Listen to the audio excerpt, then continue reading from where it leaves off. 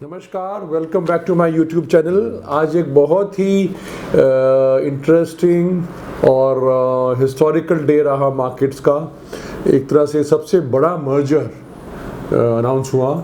दो बड़ी दिग्गज कंपनीज, HDFC बैंक जिसकी 9 लाख करोड़ के ऊपर मार्केट कैप है और HDFC लिमिटेड जिसकी 4 लाख करोड़ के ऊपर मार्केट कैप है, तो कंबाइंड एंटिटी की एक्सपेक्टेड जो मार्केट कैप है वो 14 लाख करोड़ से ऊपर होने वाली है। तो बहुत ही बड़ा मर्जर और इतना से आप कह सकते हैं हिस्टोरिक डे रहा मार्केट का, और पूरी मार्केट को इसने हिला दिया है। क्योंकि एक सेंटीमेंट अगर देखें तो फ्राइडे के क्लोजिंग के बाद इंटरनेशनल मार्केट सबड्यूड थी। एक्सपेक्टेड यही था कि मार्केट फ्लैटिश खुलेगी आज, और मार्केट खुलने से कुछ देर पहले ही अनाउंस हुआ और मार्केट एकदम से सेंटीमेंट बदला और बहुत ही हैंडसम गेन्स के साथ बंद हुआ। अब प्रश्न ये है कि इसमें क्या करना है। मेरे मुताबिक एक्सपेक्टेड यही है कि ये जो मर्जर है ये दोनों शेयर होल्डर्स के लिए, HDFC भी और HDFC बैंक के लिए भी ये बेनिफिशियल है। HDFC लिमिटेड जो कि लार्जेस्ट हाउसिंग फाइनेंस कंपनी है, उसको सिनर्जी इसलिए मिलती है क्योंकि उसके पास बैंक डिपॉजिट्स के पैसे मिल जाते हैं, जो कि एक तरह से उसकी जो टोटल कॉस्ट ऑफ बोरोइंग है वो बहुत कम हो जाएगी। क्योंकि बैंक डिपॉजिट्स के जो फाइनेंस हैं उनके रेट्स सब बहुत सस्ते माने जाते हैं, किसी भी और तरह की फाइनेंसिंग के मुकाबले में सस्ते होते हैं, स्टेबल होते हैं। तो एक वो बहुत बड़ा बेनिफिट है। दूसरा ऑफ कोर्स HDFC बैंक का पूरा जो डिस्ट्रीब्यूशन नेटवर्क है वो ऐड होता है।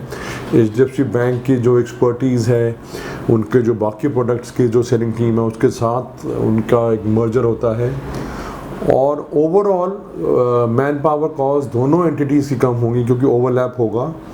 तो इसलिए दोनों की एंटिटीज़ की जो बिजनेस मर्ज होगा उसमें सिनर्जी आएगी और दोनों की man power cost relatively comparatively कम होगी, जितनी एग्जिस्टिंग है उससे कम होगी।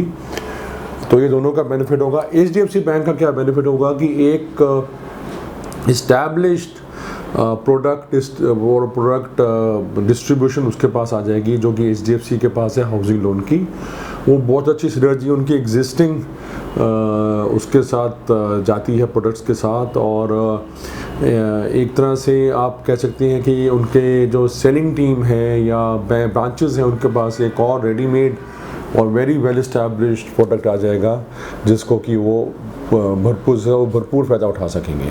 तो दोनों के लिए इट्स एन एडवांटेज, और जैसे मैंने बताया ओवरऑल कॉस्ट भी कम होगी, और एक दोनों का एक एडवांटेज वो भी होगा कि सिंगल प्रोडक्ट जो रिस्क है वो ख़त्म हो जाता है। HDFC बैंक के पास हाउसिंग फाइनेंस का बिजनेस आ जाता है और HDFC के पास बैंकिंग का बिजनेस आ जाता है, तो वो भी एक एडवांटेज है। इसके अलावा 7% जो के मिस्त्री जी हैं उनके मुताबिक 7% जब कंबाइंड एंटिटी लिस्ट हो जाएगी, तो क्योंकि नेशनल इन्वेस्टर्स का ये फेवरेट रहा है HDFC और HDFC बैंक में, और अभी HDFC बैंक की पूरी लिमिट एग्जॉस्टेड है, पर जब मर्ज एंटिटी के अंदर 7% और आ जाएगा खरीदारी करने का मौका, 7% शेयर्स का खरीदारी करने का मौका इंटरनेशनल इन्वेस्टर्स के पास, तो एक और तरह से वो एक और टेलविंड आएगी in terms of foreign buying जो कि एक्सपेक्टेड है एक कंबाइंड एंटिटी में, तो उसका भी फ़ायदा होगा। इसके अलावा जैसे मैंने बताया कि दोनों का बेनिफिट है, दोनों का मर्जर है। HDFC जो है वो एक्वायर 41% स्टेक कर रहा है HDFC बैंक में, और पूरी शेयर स्वैप डील है, इसमें कोई कैश का नहीं है। तो इतना से HDFC मर्ज हो जाएगा और 42 शेयर्स HDFC बैंक के मिलेंगे हर 25 शेयर्स HDFC के ट्रांसफ़र में। तो आपके अगर HDFC के लिमिटेड के शेयर्स हैं, आपको HDFC बैंक के शेयर्स 42 फॉर एवरी 25 के रेशियो में मिलेंगे, और जो मर्ज एंटिटी है उसका combined this thing market cap 14 lakh crore का एक्सपेक्टेड है। वो इस तरह से कि 9,17,000 करोड़ है HDFC बैंक का, 4,85,000 करोड़ है HDFC लिमिटेड का, कंबाइन करके ऑलमोस्ट 14 लाख करोड़ बनता है। बट उसमें क्योंकि कंबाइंड में एंटिटी में ऑलरेडी स्टेक है HDFC बैंक में स्टेक है, तो वो अगर क्योंकि उसको अगर माइनस किया जाए तो ये 12 लाख करोड़ आता है। बट अगर उसकी जो सिनर्जीज जो मिल रही हैं, various synergies, cost benefit plus जो जैसे बताया कि एक एंटिटी को एक एंटिटी के अंदर लोनिंग भी आ जाती है और उसका advantage of low cost deposits plus distribution network का जो ओवरलैप है उसका सिनर्जी मिलता है, तो वो सब करके 2 लाख करोड़ और ऐड होता है, तो 14 लाख करोड़ के करीब की मार्केट कैप एक्सपेक्टेड है कंबाइंड एंटिटी की। यानी कि अभी भी जो आज रन अप हुआ है उसके बाद भी अराउंड 15% अपसाइड पोटेंशियल है दोनों में, HDFC में भी और HDFC बैंक में भी। इसलिए शेयर होल्डर्स का आज भी रन अप हुआ, उनका बेनिफिट हुआ, आगे और बेनिफिट होगा।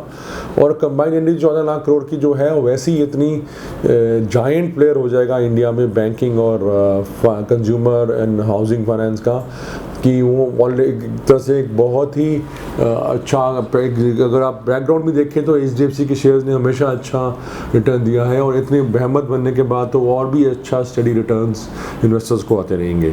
तो overall very good for the market का भी एक अच्छा सेंटीमेंट इंप्रूव हुआ।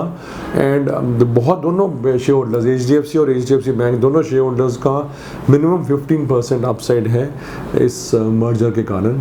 मर्जर को टाइम भी लगेगा, 1.5 साल लगेगा, बट एग्जिस्टिंग शेयर होल्डर्स को ज़रूर बने रहना चाहिए क्योंकि आगे इनका बेनिफिट ही है।